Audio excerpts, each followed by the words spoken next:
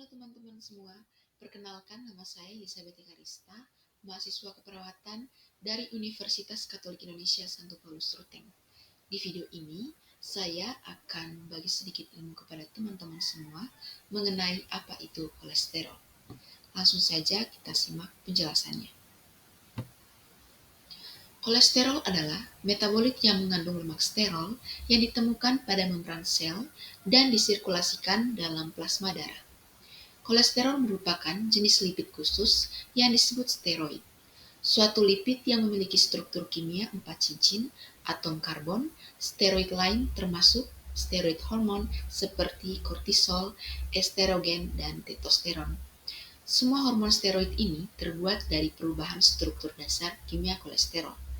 Jadi, jika didefinisikan secara singkat, kolesterol ini merupakan lemak yang ada dalam pembuluh darah kita yang mempengaruhi sistem sirkulasi dalam peredaran darah.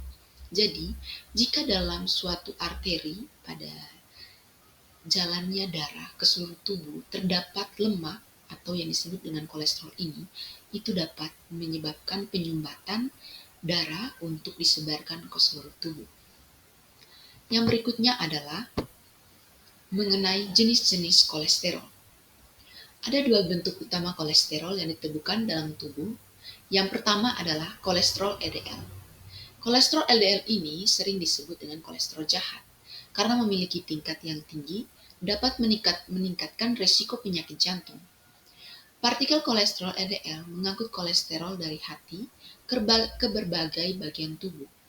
Tetapi terlalu banyak dan mereka dapat menumpuk di dinding arteri dan menyebabkan plak osteoklorosis. Ini dapat menyebabkan arteri menyempit dan meningkatkan risiko stroke dan serangan jantung. Jadi, jenis kolesterol yang pertama adalah jenis kolesterol LDL atau kolesterol jahat.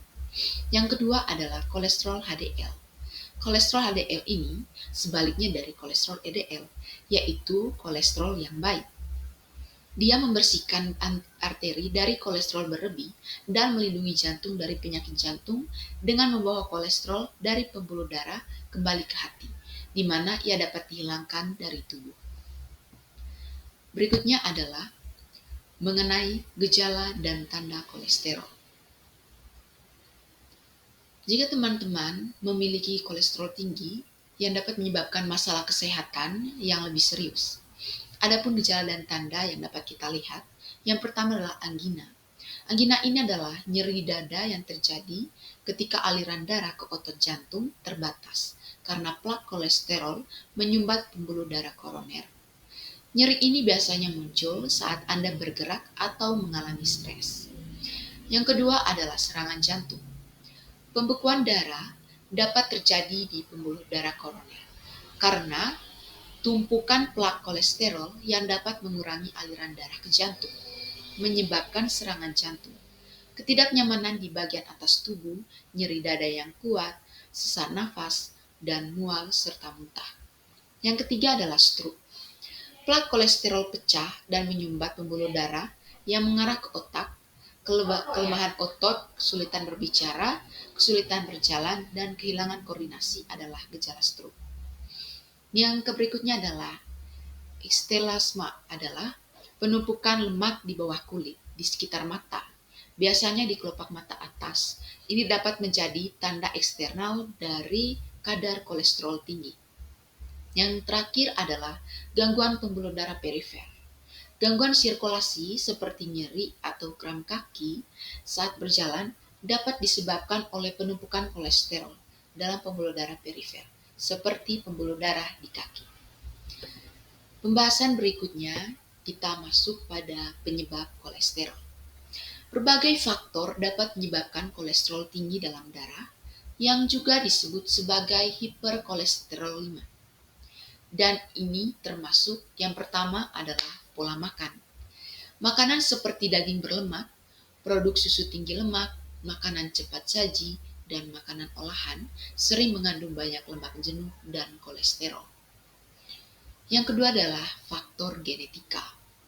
Jika Anda memiliki riwayat keluarga dengan kadar kolesterol tinggi, atau masalah kesehatan terkait jantung, risiko Anda untuk memiliki kolesterol tinggi mungkin lebih tinggi. Jadi, bisa jadi jika kita memiliki suatu keturunan dari keluarga yang memiliki kolesterol tinggi, itu juga akan menyebabkan kita bisa terkena yang namanya kolesterol. Bahkan lebih tinggi dari mereka yang sudah kena kolesterol itu. Yang ketiga adalah gaya hidup.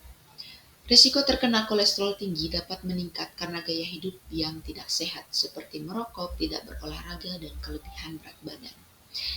Nah, jadi gaya hidup ini juga memberikan penyebab yang tinggi, membuat tubuh itu kaya akan kolesterol. Jadi untuk teman-teman semua disarankan untuk sering beraktivitas meskipun hanya beberapa menit. Asalkan kita tidak boleh bermalas-malasan, serta mengatur pola makan kita. Yang keempat adalah usia. Kadar kolesterol cenderung meningkat sering bertambahnya usia. Karena di sini faktor usia, di mana tubuh kita itu pasti sudah meningkat ya fungsinya. Dan yang berikutnya adalah usia. Kadar kolesterol cenderung meningkat seiring bertambahnya usia. Yang keenam adalah penyakit tertentu. Peningkatan kadar kolesterol dapat disebabkan oleh beberapa kondisi medis, seperti diabetes mellitus tipe 2, hipotiroidisme, kelenjar tiroid yang tidak aktif, dan penyakit ginjal kronis. Selanjutnya adalah obat-obatan. Kadar kolesterol dalam darah dapat meningkat akibat penggunaan beberapa obat seperti kortikosteroid, obat imunosupresif, dan pil KB tertentu. Dan yang terakhir adalah faktor lingkungan. Stres dan polusi udara dapat berdampak pada kadar kolesterol. Yang berikutnya adalah mengenai cara mencegah kolesterol. Jadi ini adalah beberapa cara agar kita tidak terkena yang namanya kolesterol. Yang pertama adalah atur pola makan sehat, yaitu mengurangi asupan lemak jenuh dan kolesterol. Hindari makanan olahan, daging berlemak, produk susu, dan makanan tinggi lemak jenuh. Yang kedua adalah olahraga secara teratur. Berjalan, berlari, bersepeda, atau berenang secara teratur, seperti olahraga-olahraga yang saya telah sebutkan tadi, yaitu meningkatkan kolesterol baik atau tadi sudah dijelaskan adalah kolesterol HDL, dan mengurangi kolesterol jahat atau LDL.